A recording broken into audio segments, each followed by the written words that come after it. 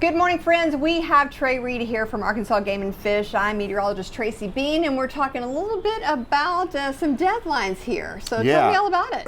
It seems weird to be talking about elk hunting and deer hunting here at the end of May, but the reason we're talking about that, Tracy, is we got some important deadlines, as you mentioned. So June 1st is the last day to apply for one of the highly coveted public land elk hunting permits. You know, we've got a restored elk herd in the Buffalo River country of North Central Arkansas. I didn't even know we had elk here. I know. Well, they were native here. They were wiped out back in the 19th century. And then in the 1980s, a group of citizens up in North Central Arkansas decided to bring some in with the blessing of Game and Fish and the National Park Service. And so now the herd numbers, 600-700 animals. It falls and rises, year to year, but we have a very limited hunting season, and so it's truly like winning the lottery to get one of these elk permits. And we'll be giving those away in the last weekend in June at the Buffalo River Elk Festival in Jasper, right there across from the courthouse. So June 1st, you need to get on it. But the only way to apply for one of those permits is online at agfc.com, and June 1st, 11:59 p.m. is the deadline. Now, I say that, but there's actually, I'm going to hedge that a little bit, Tracy. If you show up at the Elk Festival, we're going to give away 3 permits. 15 permits will be awarded from these folks that sign up online during the month of May. So that's interesting too, only 15. Yeah, 18 total. So we have 3 that we reserve, though. You have to sign up in person at the Elk Festival. And unlike these 15 that we're talking about now, you actually have to be present to win. So like at 5 p.m. of Saturday of the Elk Festival in Jasper, I'll be emceeing and I'll say, if I call your name, you got a minute to come down and claim that tag. So will the other 15 know that they've got it at that point? We will notify them. Yeah, our elk biologist, Wes Wright, pretty much throughout the day, we do a drawing every hour between 12 and 5, and he pretty much calls those folks as soon as, like, hey, you want an elk tag. Well, that's one thing. If you didn't get it, make sure you are there. Absolutely.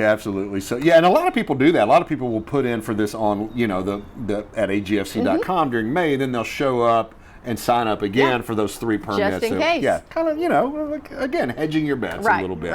So yeah, the other deadline, well, it's actually not a deadline, it's the opening, June 1st. And it's a big one. June 1st is the first day you can apply for one of the wildlife management area deer hunting permits. Now we're talking hunting seasons in October and November primarily, but this allows people to know if they're drawn, kind of make arrangements, take their vacation and all that. So the month of June essentially is your time. But so don't forget, don't wait until the end of June. Go ahead and do it now.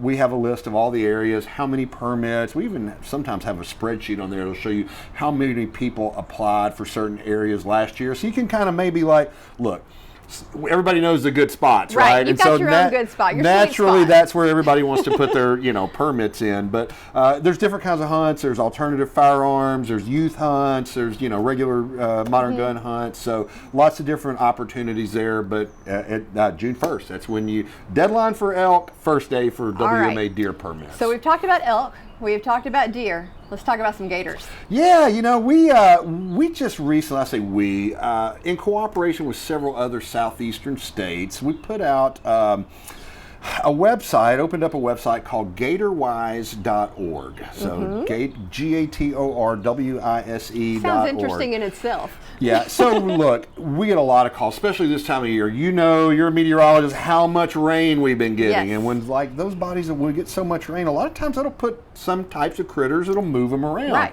Saw a photo earlier this week of about a 10-foot gator in a farm field down south of Pine Bluff. It was big. Right, yeah, it was big, right, and about as wide as it was long almost.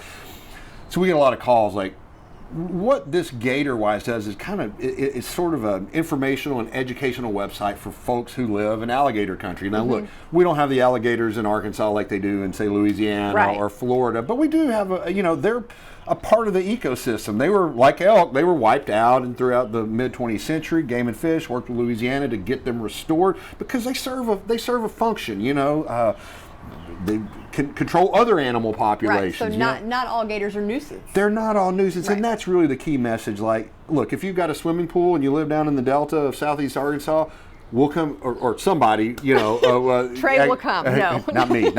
No, there is a nuisance alligator hotline. Right. Actually, APHIS, which is part of the U.S. Department of Agriculture at the federal level, kind of handles a lot of those now.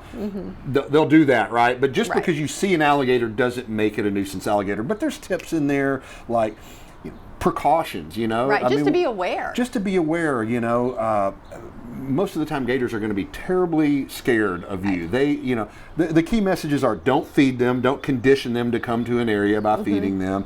Observe from a distance, don't get too close. And if you're going to be doing some paddling, canoeing, or kayaking where gators, to pay attention, like, look out in the water before you launch your boat.